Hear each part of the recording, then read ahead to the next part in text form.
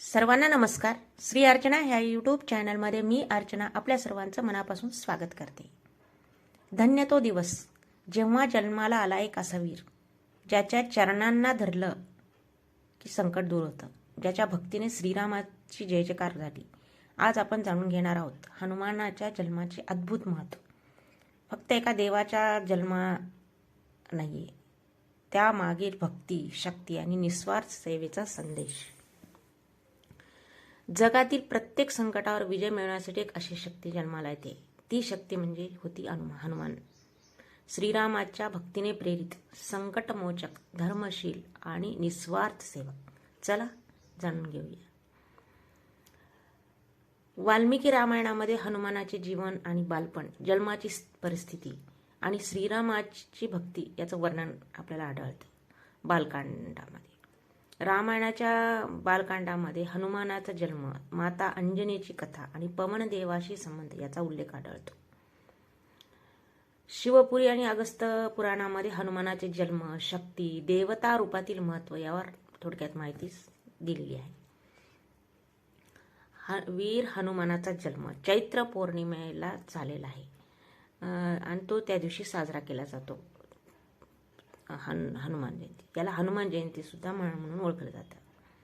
हनुमानाला काही पुराणानुसार महादेवाचा, शिवाचा अवतार किंवा प्रत्यक्ष रूप असंही मानलं जातं. हनुमानाचा जन्म दिलेली आई अंजनी माता आणि पवनदेव यांच्या घरामध्ये त्याचा जन्म झाला हनुमानाचा. अंजनी एक अत्यंत भक्तिमान स्त्री होती आणि पवनदेव, वायुदेव यांची कृपा तिच्यावर सदैव होती. अंजनीने कठोर तपश्चर्या केली आणि देवचरणी प्रार्थना केली की मला असा एक पुत्र मिळावा जो शक्तिशाली, धैर्यवान आणि भक्तिमान असेल. देवाच्या कृपेने पवनदेव हनुमानाच्या जन्माला पाठवले. बालक हनुमान हे लहानपणापासून असामान्य शक्तीचे प्रतीक होते. एकच उडीने पर्वत पार करणे, वाऱ्याशी स्पर्धा करणे आणि संकटात धैर्य दाखवणे हे त्यांचे लक्षण होते. हनुमानाचे बालपण हे फक्त खेळ नसून त्यात भक्ती, धर्म आणि पराक्रम याचा संदेश दडलेला होता. त्यांची शक्ती केवळ शरीराची नव्हे, त्यांची निस्वार्थ भक्ती ही धर्मपालनातून मिळालेली होती. हनुमानाचा जन्म सकाळी 6 वाजता झालेला आहे. त्याच्यामुळे आपण कोणी हनुमान जयंती ही सकाळी साजरी करतात. मंदिरात किंवा आपल्या घरगुती पद्धतीने छोट्या छोट्या नियमाने सुद्धा घरी करता येते. ते हनुमानाचा जन्म साजरा करण्याची पद्धत कशी असते ती पाहूयात. सकाळी शुद्ध स्नान करून शरीर आणि मन शुद्ध करायचं. घर किंवा मंदिर सजावट करायचं. हनुमानाची प्रतिमा, फोटो स्वच्छ ठिकाणी ठेवायची. फुलाची माळ, अक्षदा, हळदी, कुंकू किंवा हलके लाल रंगाचे वस्त्र लावायचे. दिवा लावणं, तिळाचं तेल सगळ्यात महत्त्वाचं असतं किंवा तुपाचा दिवा, हनुमानाला दिवा लावायचा. सकाळी झालेला आहे हनुमानाचा जन्म पुराणानुसार, त्याच्यामुळे सकाळीच ही साजरा केलं जाते हे हनुमान जयंती. त्या दिवशी मंत्र जाप कोणता करायचा, स्तोत्र वाचन कोणतं करायचं. हनुमान चालीसा 11 किंवा 28 वेळा पठण करणे शुभदायक मानलेले आहे. संकटमोचन स्तोत्र, बजरंग बाण, हनुमान स्तोत्र जे जास्त प्रसिद्ध आहेत त्याचे पठण करावे. हनुमान जयंतीला भक्तांनी उपवास करून पठण करणे शुभ मानलेले आहे. त्या दिवशी उपवास पण केला जातो पूर्ण दिवस. फळ, दूध किंवा हलका फराळ सुद्धा, साबुदाणा, उसळ वगैरे करून. उपवासाचा उद्देश हा असतो की भक्ती आणि संयम वाढवणे.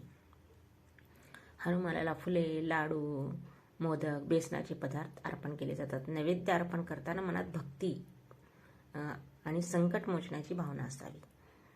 हनुमानचा जन्म, महत्त्व, संकट मोचण्याची गाथा कुटुंबात किंवा मंदिरात ऐकली जाते. कथा ऐकताना भक्ती आपली वाढते. चैत्र पौर्णिमेला हनुमानाचा जन्म साजरा केला जातो आणि तो दिवस भक्ती आणि प्रेरणाचा दिवस मानला जातो. हनुमानाचा जन्म आपल्याला काही महत्त्वाचं शिकवतो.